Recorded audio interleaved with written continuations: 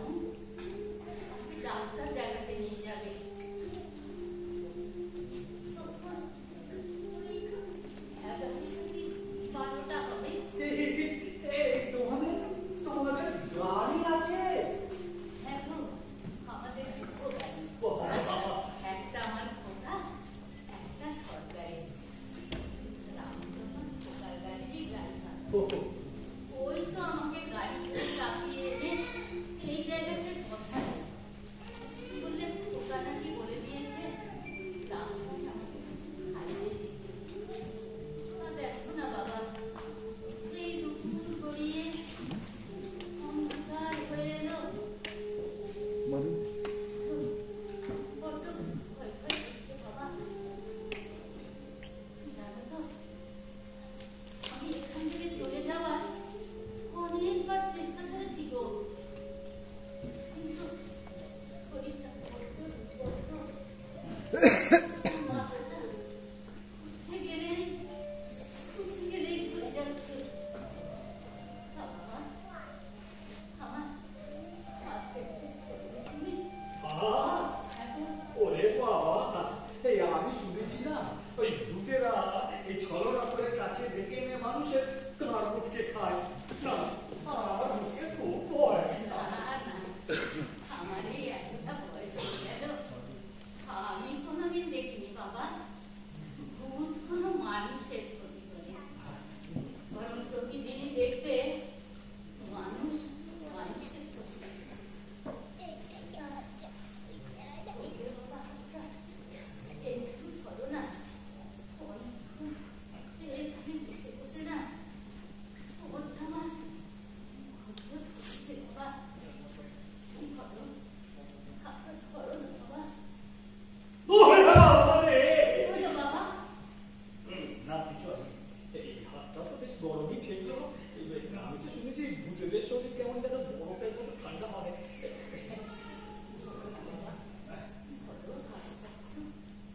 একটু উঠে দাঁড়াই আমি। আস্তে আস্তে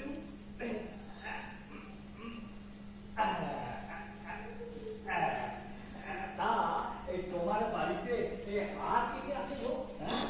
নাতি নাতনি সবাই আছে বাবা। তো বোর্ডিংয়ে পড়াশোনা করে। জানো বাবা,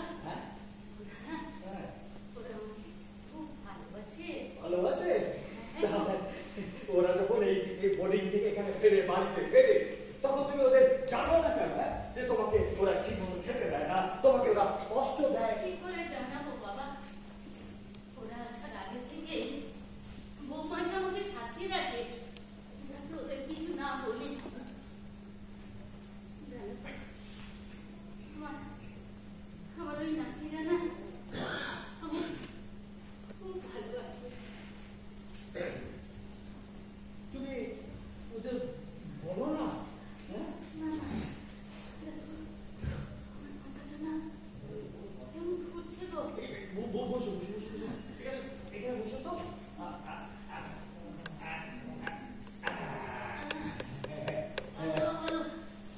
ঘুরিয়ে উঠছে। দুদিন খাইনি তো বাবা। আরে দাঁড়াও দাঁড়াও, আমার কাছে না অনেক খাবার আছে, এই আমি তোমাকে দেবো, বুঝেছ? কোথায় গেল? ওই তো ওখানে পড়ে গেছে। অনেকগুলো খাবার আছে, বুঝেছো? এই দুজনের না পেট ভরে খাওয়া যাবে। এই যা যা যা যা, মাত্র একটা। আরে ওই যখন ওরা আমার কাছে ছিল না তখন পড়ে গেছে। না ঠিক আছে, তুমি খাও, একটা যখন আছে আমার ওই না খাওয়া বন্ধ আছে। হ্যাঁ খাও। কি দারুণ গন্ধ, মনে হচ্ছে মাটন চপ। হ্যাঁ বাবা, এটা তো অনেক দাম গো। হ্যাঁ তুমি নিশ্চয়ই তোমার জন্য কিনেছিলে। এসো এসো, এটাই আমরা দুজনে ভাগ করে খাই। আরে কিনে দিও, চুরি করে এনেছি, বুঝেছো? অনেকগুলো এনেছি না, তোমরা আমি দুজনে খেলেও পেট ভরে গেছো। একটাই যখন আছে তুমি খেয়ে নাও। না না, চুরি করা খাবার তো আমি খেতে পারবো না বাবা। হ্যাঁ চুরি করা যে মহাভাগ্য। আরে খাবার আমার ভেদাভেদ হয়নি। দেখ, খাবার হলো সর্বদা পেটে, সেটা কিনেই খাও আর ওই চুরি করে খাও। যখন কিনে খাওয়া হয় সেটা কেনা খাবার হয়, যখন চুরি করে রান্না হয় সেটা চুরি করা খাবার হয়। তাছাড়া বাবা মাকে ছেলেমেয়েরা যদি খেতে দেয় সেটা চুরি করেই হোক আর কিনেই হোক, সেটা ছেলে মেয়েদের দেওয়া খাওয়া হয়, বুঝেছো? সেটা খেলে বাবা মায়েদের কোনো পাপ হয় না, কোনো ক্ষতি হয়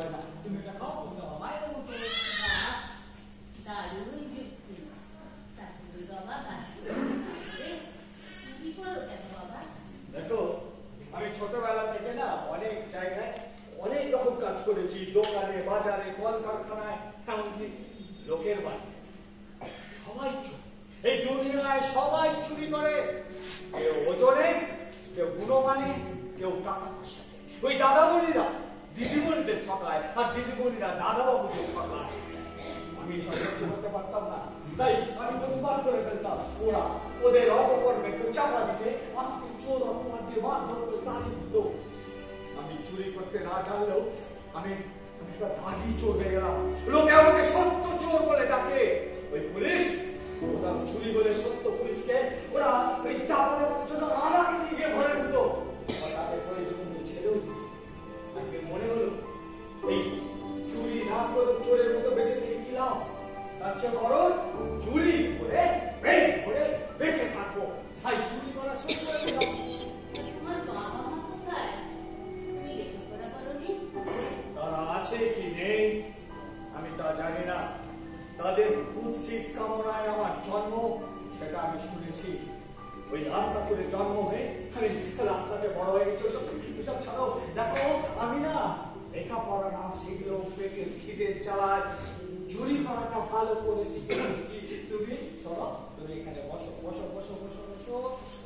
আমি তোমাকে খাইয়ে দিচ্ছি, তুমি খাও। তোমার কোনো দোষ হবে না, কোনো পাপ হবে না।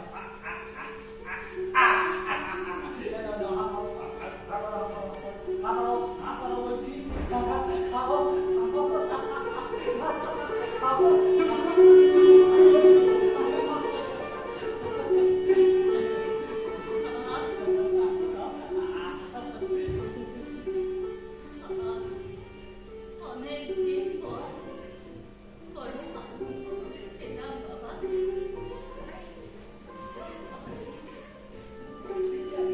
কি হচ্ছে? তুই আমার নিশ্চয়ই আগের জন্য ছিলি বাবা। হ্যাঁ গো, হ্যাঁ গো, আমার না শরীরে মনে কিরকম যেন একটা অনুভূতি হচ্ছে, বুঝলে? আমার না খুব খুব নাচতে ইচ্ছা করছে। দেখো দেখো, আর সময় নষ্ট না করে তুমি সোজা আমার বাড়িতে তুমি আমার ঝুঁকনিতে গিয়ে তুমি একটু বিশ্রাম নেবে, বুঝেছো? তুমি তো হচ্ছে বড় লোক বাড়ির মা, তুমি আমার ঝুঁকনিতে গিয়ে থাকতে পারবে? সেখানে তো কিচ্ছু নেই। কে বললে কিছু নেই বাবা? মাথার উপর একটা ছাউনি পাবো, রোদ বৃষ্টির হাত থেকে বাঁচতে তো পারবো। আমার সঙ্গে থাকবি বাবা। তোর ওই ঝুঁকনি আমার কাছে স্বর্গ হয়ে উঠবে। পাগল, চল বাবা, চল। হ্যাঁ, চল সোজা। কি হলো আবার? কি হলো? এই, হ্যাঁ তো হ্যাঁ, আমার সঙ্গে একটা ব্যাগ ছিল রে বাবা। ব্যাগ হ্যাঁ রে, কই? এ দেখ না বাবা, কোথাও তো দেখছি না গো। দেখ না বাবা, একটু খুঁজে। ও, ওর মধ্যে যে আমার অমূল্য সম্পদ আছে বাবা। এইটা ধরো। এটার মধ্যেই যে আমার বড় অমূল্য সম্পদ আছে বাবা। আচ্ছা, তোমার অমূল্য সম্পদ তুমি পেয়ে গেছো, এইবার চলো সোজা আমার ঝুঁকনিতে গিয়ে একটা লম্বা ফুল দেবে, বুঝেছো মা?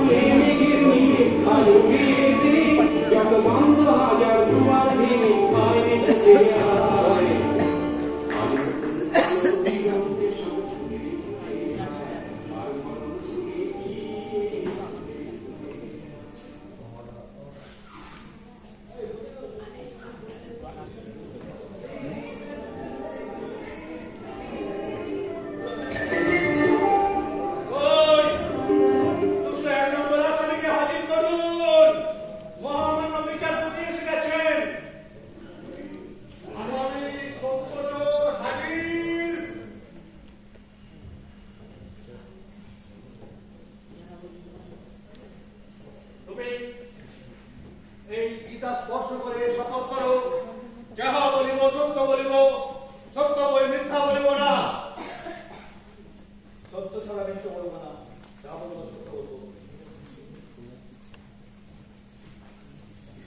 Yes. Advocate, Mr. Das. Yes. Argument शुरू करो। minute.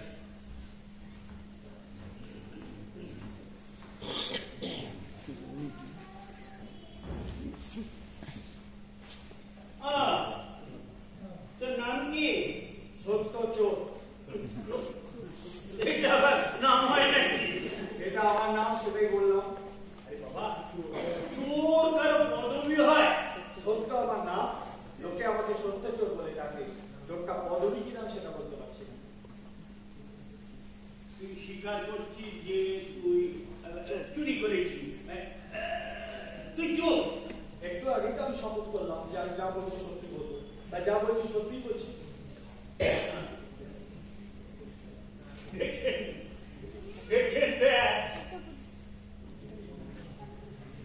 চুরির মেয়ের বড় গলা, যদি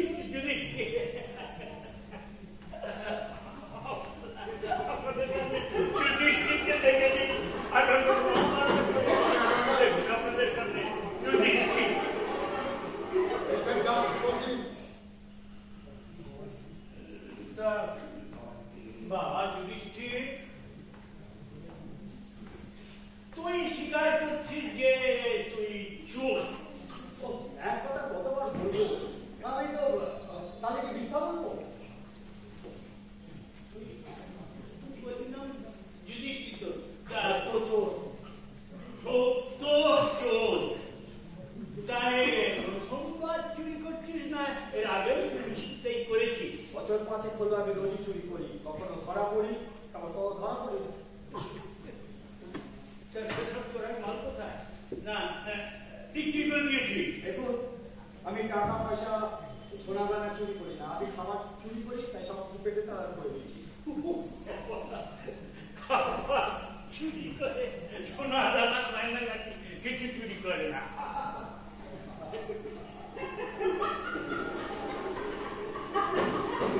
Order, order. Please carry on. Come to the point. ঠিকই যায় তুই চুরি করি। তোর বাবা কোথায় নেই?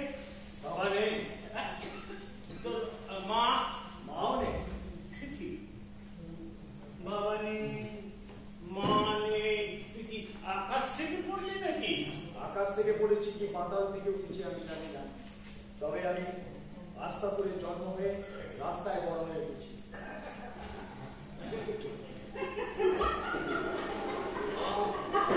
Order, order. হাসির কি হলো? Mr. Das, please carry on. কারা বাবা সত্যি চোর? তোর বাবা নেই, মা নেই, তোর দায়িত্ব নেই। অতএব খাবার জোগাড় করার জন্য তুই চুরি করতে আরম্ভ করলি। চারিধারে চোর ছেঁচড়ে ভর্তি, তাদের কাছ থেকে তার অন্য কিছু শেখার সুযোগ নেই। এই জন্যই তো চুরি করাটাই সবথেকে সোজা মনে হবে। কারণ কোনো ইনভেস্টমেন্ট নেই, কোনো খরচ নেই, ইনকাম আছে। দেখুন, একজন মানুষের এক ধরনের কাজ। এই যে আপনি আইন করে আইনের কাজ করছেন, আমি চুরির তালিমে চুরি করছি, এটা তো পেট চালাতে হবে। একটা তো পেট নেই, কত চুরি করতে হয়? একটা নয়, দুটো।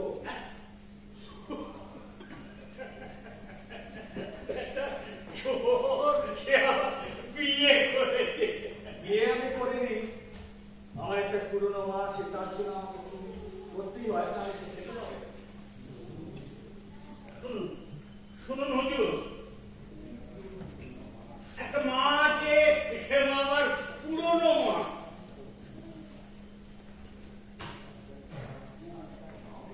তা শুনুন, রাস্তায় মাও বুঝিয়ে পাওয়া যায়? পাওয়া যায় কি বাবু, পাওয়া যায়। কিছু কুলঙ্গার ছেলে মেয়ে আছে যারা তাদের বৃদ্ধ বাবা মাকে রাস্তায় ঘাটে ঘাটে বসিয়ে পালা, সেই রকম একজন মাকে আমি রাস্তা থেকে কুড়িয়ে পেয়েছি। শুনুন হুজুর,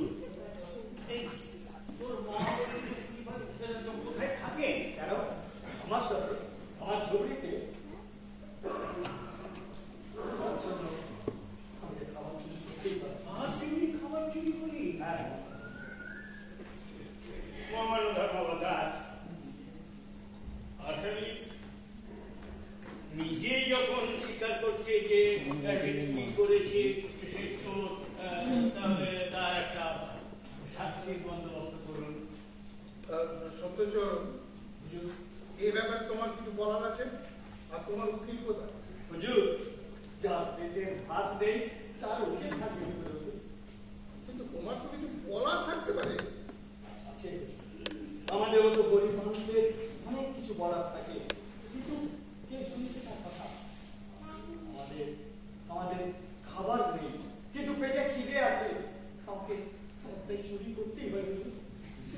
চুরি করা অপরাধ, এগুলো তো তুমি মানো। মানে হুজুর, কিন্তু কাজ উপযুক্ত কাজের অভাব। আপনি আমাকে উপযুক্ত কাজের ব্যবস্থা করুন। আমি সবার সাথে কথা দিচ্ছি, আমি জীবনে আর কোনোদিন চুরি করবো না। হ্যাঁ, তুই আবার কি কাজ করবি? কেরানির কাজ করবি না প্রকামিতির কাজ করবি? আমি এসব পারবো না, ঠিক কথা। এখানে আমি এসেছি, আপনারা আমাকে ধরে এনেছে, যা শাস্তি নেই, কিন্তু বলে দিন আমার মা কি খাবে, আমার মা কি করে খাবে আমি বলে দিন। তোর মা বিক্রি করবো আবার কি? বাহ, বাহ, মা খুব ভালো বললে। গরিবের মা তাই বিক্রি করে খাবে। আর যারা মাকে রাস্তায় ফেলে পালিয়ে গেল, তাদের কি হবে? তাদের শাস্তি হবে না? তাদের বিচার হবে না? তুই কি চাস বলতো? গরিব লোকেরা বিচার চাইলে আপনারা হাসেন, আপনারা ভাবেন সেটা খারাপ। যারা পুকুর চুরি করছে তাদের দ্বারা জরিমানা হয় না, শাস্তিও হয় না। হ্যাঁ, বড় বড় কথা বলছি। দিন না 5-10 বছর জেলের বন্দোবস্ত করে, তখন বুঝতে পারবে কত ধানে কত চাল।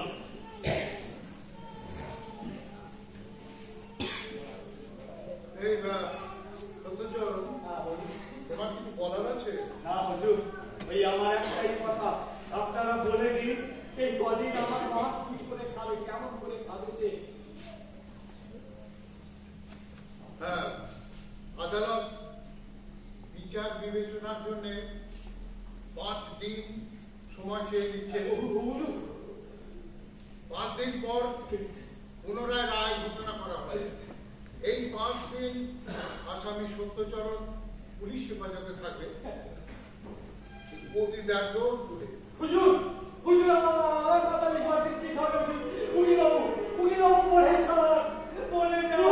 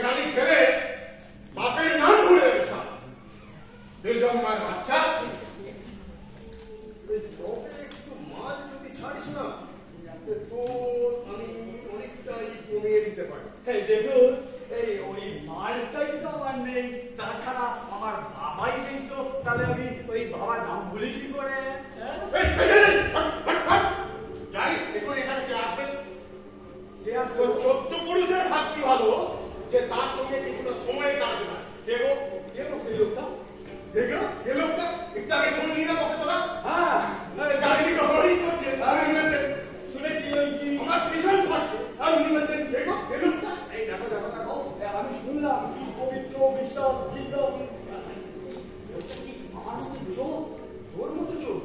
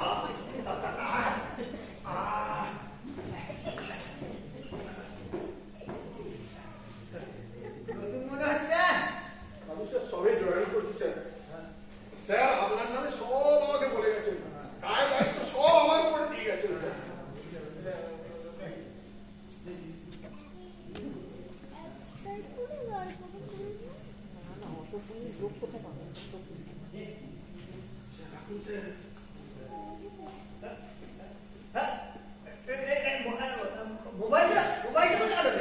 স্যার আনছি স্যার এখনই ওদের কাজ দিলে পাঠিয়ে দেবো।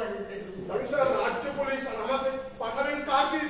আরে মুখে মুখে কথা বলা, একটা ঘুষি মেরে তোর নাকে গলা ফাটিয়ে দেবো জানো? আনছি স্যার।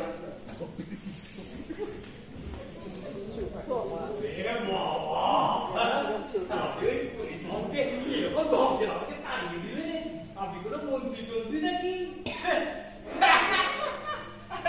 আমি মন্ত্রীও নয় তন্ত্রীও নয়, আমি হলো মন্ত্রীদের বাপ। মন্ত্রীদের বাপ? মন্ত্রীদের বাপ মানে তো এই মুখ্যমন্ত্রী নামে প্রধানমন্ত্রী। আপনি কোনোটাই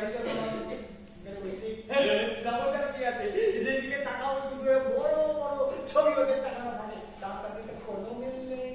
ওরে বেটা, আমি হলো সত্যি সত্যি মন্ত্রী বাবা। আমার মেয়ে কেন্দ্রীয় সরকারের মন্ত্রী, আর ছেলে রাজ্য সরকারের। তা হয় নাকি? এই দু জায়গাতে দুটো আলাদা আলাদা সরকার। আমি তাদেরকে সবাই দুটো দলকে আমি আমার হাতের মুখে মুখে রেখেছি। আর ওই নেতারা মন্ত্রীরা আমাকে পায়ের তলায় লুটুপুটি খায়।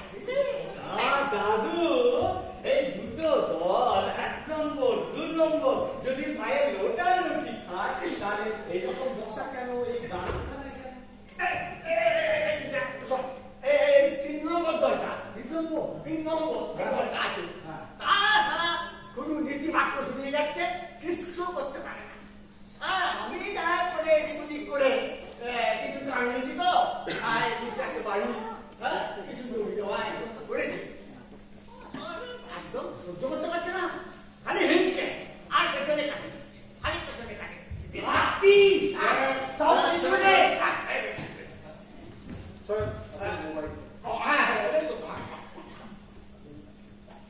তোমার প্রমোশনের ব্যবস্থা করবো। প্রমোশন আমার খেপি যাওয়ার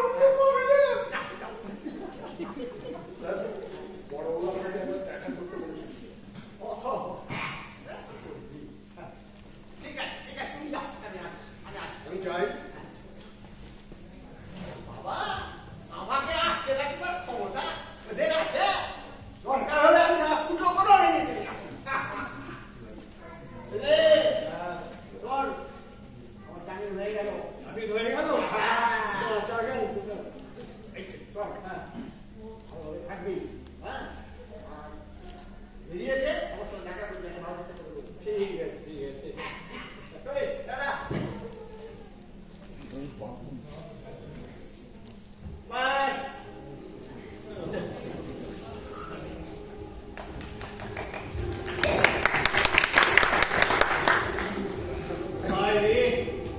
দেশের কি অবস্থা? এইসব নেতার জন্য কি ওই বিনয় বাদল, দীনেশ, প্রফুল্ল চাকরি, ক্ষুদিরাম বসুরা জীবন করেছিল, তাদের জীবন বিসর্জন দেওয়া সব ব্যর্থ। আজ ভারতবর্ষে আমার মানুষ দাঁড়িয়েছে, সন্তানকে দেখে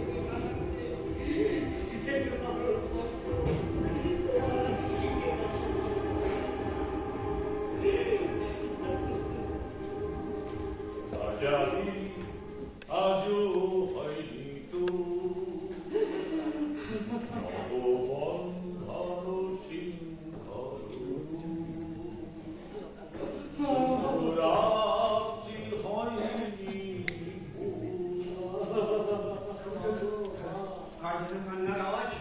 আর যেন নাই রে খুদিরা, বল কারা যেন কাঁদছে। আমি তো স্বাধীন ভারতবর্ষে কোটি কোটি বঞ্চিত মানুষের কান্না শুনতে পাচ্ছি। আজ ভারতবর্ষের কোটি কোটি মানুষ অভাবের গহ্বরে তলিয়ে যাচ্ছে। তাদের শিক্ষার অভাব, চিকিৎসার অভাব, উপযুক্ত কাজের অভাব, এমনকি নেতার অভাব। আজ কয়েক মানুষ কোটি কোটি টাকা রোজগার করে রাজপ্রাসাদ বানাচ্ছে, আর অসহায় গরিব মানুষগুলো তারা সব নিঃস্ব হয়ে দেশে এই জন্য কি সুবিধা আমরা ব্রিটিশের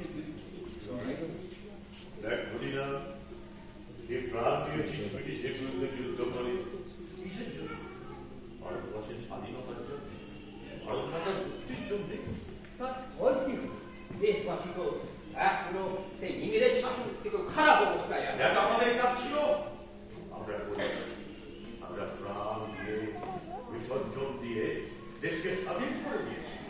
এখন স্বাধীন ভারতে যাদের ওপর শাসন ভার তারাই মানুষের কথা ভাববে। কেউ ভাবে না কেউ আর সকলের কথা ভাবে না, নিজের কথা ভাবে আর নিজের আত্মীয় পরিজনদের কথা ভাবে। দেখছিস না আমাদের পরিবারের লোকজন দুবেলা দুটো খাওয়ার জন্য হাত পেতে বসে থাকে, তবে পরনে কাপড় নেই। গোসাইয়ের পরিবার টাকা করি গাড়ি বাড়ি সম্পত্তি করে রাজপ্রাসাদে বাস করছে। বিশ্বাসঘাতক, সেই নরেন গোসাই কথা বলছিস? হ্যাঁ, আবার কার কথা বলবো? তারা বোমা মামলায় রাজ সাক্ষী হয়ে যে নরেন গোসাই আমাদের পিঠে ছুরি মেরেছিল। কেমন আস্তে আস্তে বিশ্বাস ঘুরে যাচ্ছে। যে যত বেশি ঠকাতে পারবে তার উন্নতি তত বেশি। অবমূল্যায়ন রে ক্ষতিরাম, এর আর এক নাম অবমূল্যায়ন। দেখ, শিক্ষার মান ক্রমশ কমে যাচ্ছে। আমরা তো জানি শিক্ষিত মানে বিনম্র, সহানুভূতিশীল, আর আজকের শিক্ষিতরা ব্যক্তি স্বার্থ সম্পর্ক, আপনি কপনি ছাড়া কিছু বোঝেই না। তাই তো তুমি ঠিক বলেছো সূর্যরাম, ঠিক বলেছো সূর্যরাম। আজকের দিনেতে শিক্ষিতের মান সব জায়গায় আমরা সত্যি তাই অবমূল্যায়ন হয়ে গেছি। তাদের মধ্যে এখনো মানবতা, এখনো সহানুভূতি বেঁচে আছে, কিন্তু তারা মানুষ হিসেবে এখনো মানুষের পাশে দাঁড়ায়। কিন্তু যারা এখন শিক্ষার নাম চাই আরো চাই। হ্যাঁ, এই আরো চাইয়ের নেশা যাদের বেশি তারাই ওপরওয়ালা। দেখতে পাচ্ছিস না হাজার হাজার টাকা পায় ভাই, তবু এত লোক। বুঝতাম নজরানা দাও, কারবানি দাও। তুমি বলো একটা মানুষের থাকা খাওয়ার জন্য কত টাকা দরকার হয়? তা নয়, আসলে টাকা করিয়ে সম্পদ তৈরি করো, একটা নয় 5টা বাড়ি করো, রাজপ্রাসাদ বানাও, আর বিদেশ যাত্রা করো বছরে 2-3 বার। কত কি সব। দেখ, যাদের টাকা আত্মসাৎ করে ওরা কোটি কোটি টাকা করছে, তারা কত দুবেলা দুটো পায় না, ছেলেমেয়ের দিন ভালো করে লেখাপড়া শেখাতে পারে না। অথচ এসব দেখে খুব দুঃখ হয়। মনে হয় আমরা আমাদের নিজের স্বার্থ জ্বলায় বিরুদ্ধে দেশের স্বাধীনতার জন্য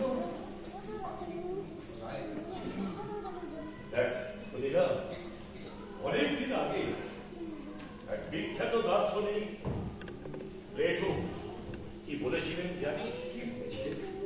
আস্তে আস্তে দেশে সৎ মানুষ কমে যাবে, অসৎ বদমাইশ মানুষ দেশে ভরে যাবে, তারাই দেশ চালাবে। কি দারুণ ভবিষ্যৎ দশটা ছিলেন তিনি। আজকে তার কথা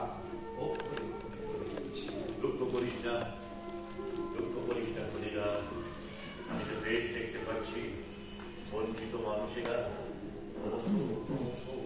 জোটবদ্ধ হচ্ছে। তারা অন্যায় অবিচারের একদিন জমানাটা পাল্টাবেই। কতদিন অপেক্ষা করা ছাড়া আমার কি উপায় আছে? না না না, আমাকে আর অপেক্ষা করলে চলবে না, আমার অপেক্ষা করলে চলবে না, আমার মা দুটো না যাচ্ছে। কে তুমি? আমি কি নাম তোমার? আমি সত্য। সত্য? সত্য বাইরে ভারতবর্ষ, সত্য আজ কারণে বসে চোখের জল দিচ্ছে। দেখছো দাদা? দেখছি এটাই হওয়ার কথা ছিল, তাই হচ্ছে। এ অন্যরকম কিছু তো। সত্য, তুমি কি করেছিলে যে তোমার জেল হচ্ছে? আমি পেটের দেয় চুরি করেছিলাম, দুবেলার দুমতো খাবার তো আমার চাই। দেখছো দাদা, পেটের গায়ে সামান্য একটু চুরি করেছে, তাকে কারণে ধরে দেওয়া হয়েছে। অথচ কোটি কোটি টাকা রোজগার করে যারা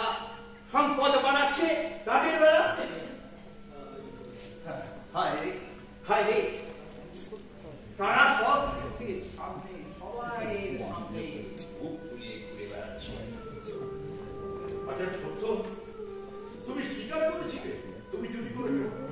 লেখাপড়া শিখিনি, মিথ্যা কথা বলতে শিখিনি, তাই যা সত্যি তাহাই করেছি। তুমি সত্যি বলেছো, তাই তোমার জেল হয়েছে। তুমি যদি বলতে না আমি চুরি করেছি, তুমি যদি মিথ্যে বলতে, তুমি যদি বলতে প্রমাণ করি, তাহলে তোমার স্বামী দিনের পর দিন কেস চলত, তোমার আর কোনো সমাধান হতো না। একটা জিনিস লক্ষ্য করছিস সুবিধা, আমার সময় থেকে এখন কত সব বদলে গেছে। নিয়ম কানুন আচার ব্যবহার সবকিছু, অথচ দেখ কতদিনের তফাৎ। এইটুকু সময়ের মধ্যে মানুষ এমন বদলে যায়, সমাজের এমন বদল ঘটে। তখনকার দিনের মানুষ গরিব ছিল, কিন্তু অসুখ ছিল, মানুষের অভাব ছিল, কিন্তু মানুষ এখানে মানুষের পাশে সবসময়। কিন্তু এখন শুধু চাই চাই আর আরো চাই। এই আরো চায়ের নেশা নাকি মানুষকে সর্বনাশের পথে ঠেলে দেবে। দেখবি এভাবে কিন্তু চলতে পারে না, এই জঙ্গলের রাজত্বের ভাবে কিন্তু চলতে পারে না।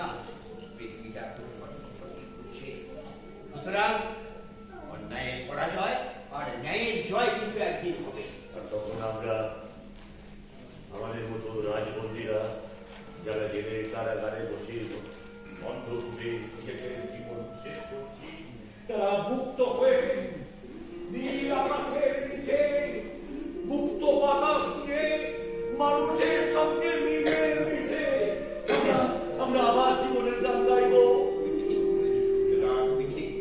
তখন যারা এইসব অন্যায় অত্যাচারের জন্য দায়ী, তারা কারাগারের ভেতরে পচে মরবে, পচে মরবে। চক্রবাদ পরিবর্তন, এটাই পৃথিবীর নিয়ম। তাই সত্য ঠিকই বলেছে, আর সত্যকে তো কিরে সত্য পারবি তো? পারবো, কিন্তু কিন্তু আমার মা কি করে বাঁচবে? না খেতে পেয়েছে, আমার মা মরে যাবে, সে বাঁচবে না। তাহলে তুই কি করতে চাস? আমি আমাকে কিছু খেতে দে বাবা। না আমাকে বড় খিদে পেয়েছে বাবা। না না না, এভাবে আমাকে এখানে আটকে থাকলে চলবে না। এখানে আটকে থাকলে চলবে না। তুই কি করতে চাস? আমি গাছ ভেঙে এখান থেকে পালাবো। এত উঁচু পাচ্ছি তুই জমাতে পারবে? পারবো পারবো, দিনের পর দিন মার খেতে খেতে আমি স্মার্ট হয়ে গেছি। আমাকে মায়ের জন্য একটু করতেই হবে, আমি মায়ের জন্য সব কিছু করতে পারি। তোদের মতো লোকই আজকে দরকার, আমাদের খাদ্য শেষ হয়ে গেছে। ভয়ঙ্কর অন্ধকার নেমে এসেছে আজ পৃথিবীতে। যারা অন্ধ সবচেয়ে বেশি আজ চোখে দেখি তারা। না সূর্যদা, গান যাত্রা থিয়েটার বিদ্রোহের অঙ্গ, কিন্তু আজ আর জীবনানন্দ করার সময় নয়। আজ হচ্ছে সরাসরি মুখোমুখি লড়াইয়ের দিন। সত্য ঠিক কথাই বলেছে, সত্য ঠিক কথাই বলেছে। সুতরাং এই কারোদের আগুন থামতে হবে। পারবি তো?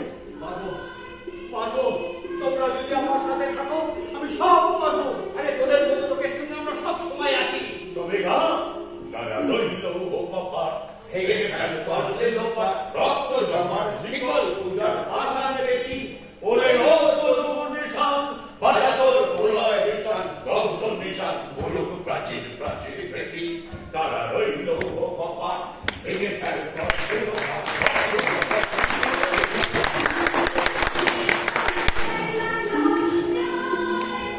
প্রিয়ঙ্কা, সুজনা,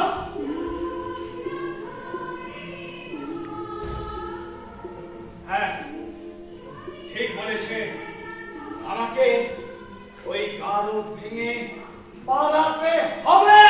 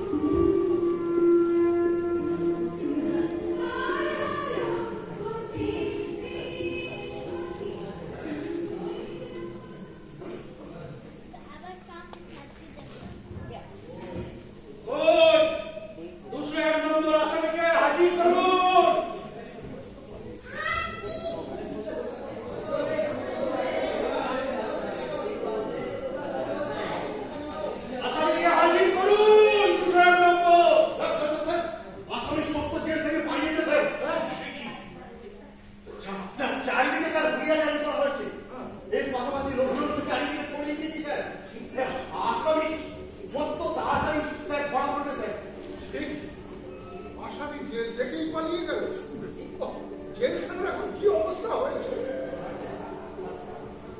না স্যার, আরো ছোট ব্যবস্থা থাকে স্যার। কি করে যে পালালো সেটাই তো আমি বুঝে উঠতে শীত কেটে পালাতে পারে আর কারেন্ট কেটে পালাতে পারে না। ধরা পড়লে যেমন কয়েক দেবেন স্যার, দেখবেন কেমন অবস্থা ঢুকিয়ে যায়। একবার ধরা পড়ুন, তারপর আমরা যেন হাত পা ফেলে ফেলে রেখে দেবো। শিক্ষার ব্যবস্থা ছিল না, ছিল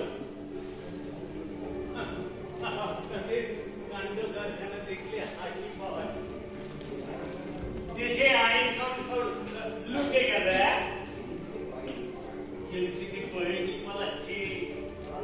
জেলে কথা চাকরিতে যখন জানাজানি হয়ে যাবে, কাল যখন এই কথাটা চাউর হয়ে যাবে, খবরের কাগজে বেরোবে, তখন কি হবে?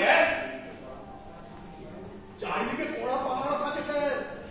এত বড় উঁচু পাঁচিল, এত আধুনিক উন্নত ব্যবস্থা, তার মাঝে কি করে যে পালালো, একটা ম্যাজিক জানে না। ম্যাজিক তো একটা জানে, যে ম্যাজিকে ওই জেলখানায় মোবাইল পাচার হয়, যে ম্যাজিকে নেশার আসর বসে, সে ম্যাজিকে এসব হবে না। না স্যার, আমাকে দেখে স্যার তেমন কি মনে হয় স্যার? আমি একদম সাধারণ কর্মী স্যার। আপনারা সব জানেন, সব। আমি এসে হাজির হয়ে গেছি। আর কোনো বিচারের দরকার নেই, বুঝেছেন? আমাকে শাস্তি দিন, শাস্তি দিন। তুই জেল থেকে পালিয়েছিস কেন? আমি পালাইনি, বিজুলি আমাকে পালাতে বাধ্য করেছে। মহামান্য ধর্মদেবতার নামে এত বড় অপবাদ তোর কি সাজা হতে পারে জানিস? আমার কোনো জানার দরকার নেই। আমি যে কোনো সাজা নিতে রাজি আছি। সেটা আমার সারা জীবনের জন্য যদি জেল হয়, তাও নাহলে ফাঁসি, সব নিতে রাজি আছি। দেখেন স্যার, কৃষ্ণের কুলবনা চক্র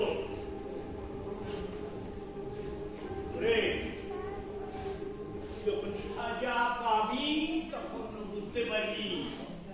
কম চাস তো ধর্মবতারের কাছে ক্ষমা চেয়ে নে।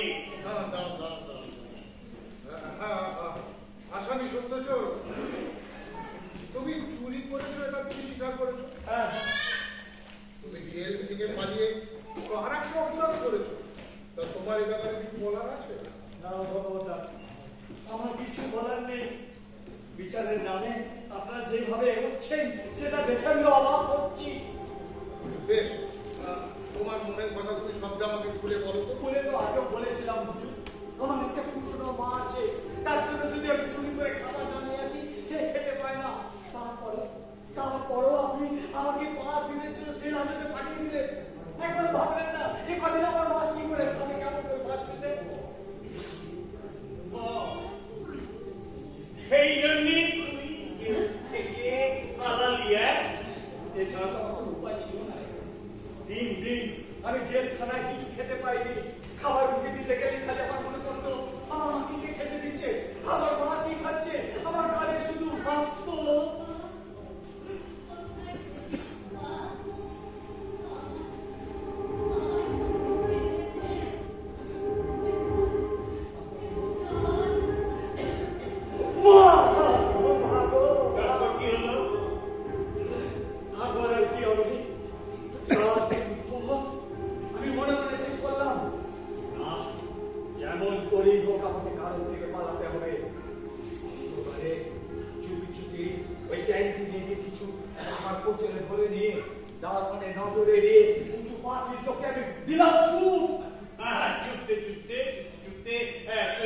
বস্তিতে পৌঁছে গেলি, তাই তো? তখন আমার কোনো দিকে নজর ছিল না। ছুটতে গিয়ে আমি মায়ের কাছে পৌঁছালাম। কিন্তু কি বলে বলো সত্য? যা ভেবেছিলাম হুজুর তাই হয়েছে। 3 দিন আমার মা কিছু খেতে না পেয়ে, এক ফোঁটা জল না পেয়ে মা দুঃখের কথা, তোর মা মারা গেছে, কিন্তু সবার চিরকাল বাঁচে না। এই জন্য দুঃখ করার কিছু নেই। দেখুন, আমার মা তো খেতে না পেয়ে খিদের জ্বালায় মারা গেছে, জল তেষ্টায় মারা গেছে। মরার সময় তার মুখে এক ফোঁটা জল পড়েনি। খিদেটা বার বসে বলুন আর পাবে? হ্যাঁ, তারা শাস্তি পাবে না?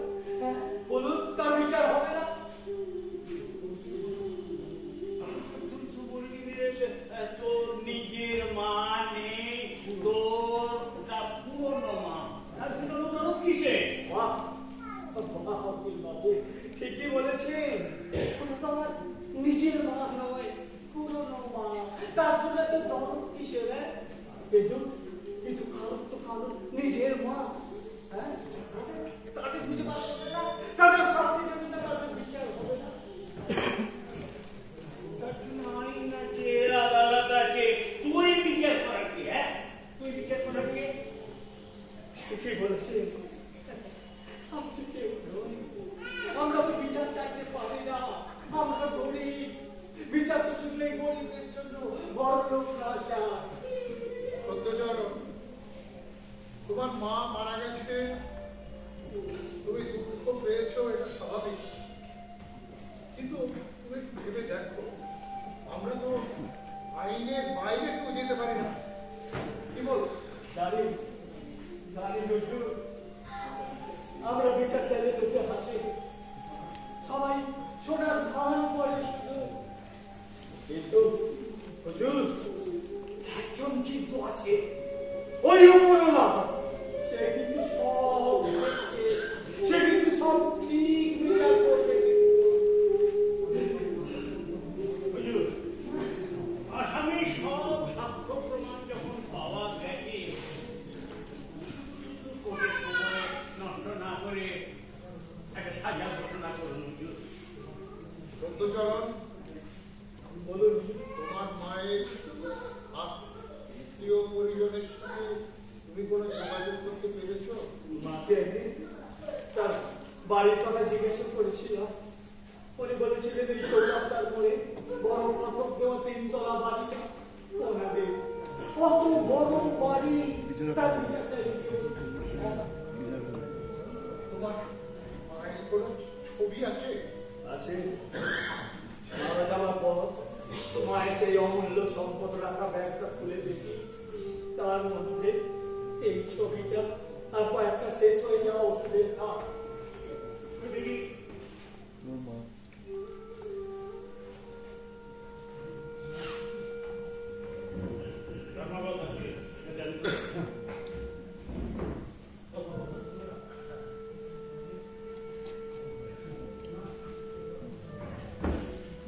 না, কি হলো ধর্মমশাই? আপনি ছবিটা দেখে কেমন যেন হয়ে গেলেন। আপনি ও মহিলাকে চেনেন নাকি? না, আমি প্রথমে যখন ছবিটা দেখলাম, একটা মা আর তারপরে একটা শিশুর ছবি, আমি ভেবেছিলাম আমি চিনি, কিন্তু এখন দেখছি বড় অস্পষ্ট।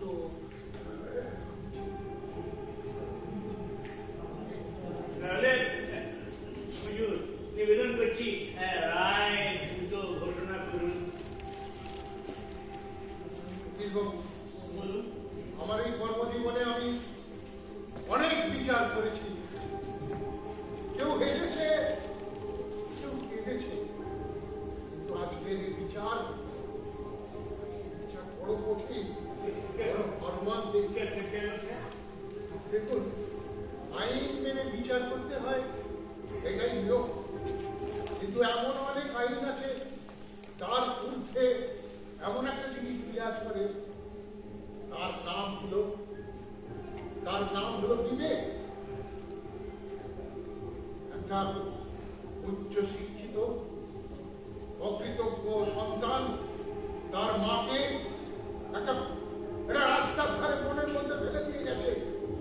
একটা চোর, সমাজে যাকে সবাই সমাজ বিরোধী বলে মনে করে, সে তাকে কুড়িয়ে নিয়ে গিয়ে মায়ের যত্নে আদর করে তাকে বাঁচিয়ে রেখেছে। এর মধ্যে কোনটা বড়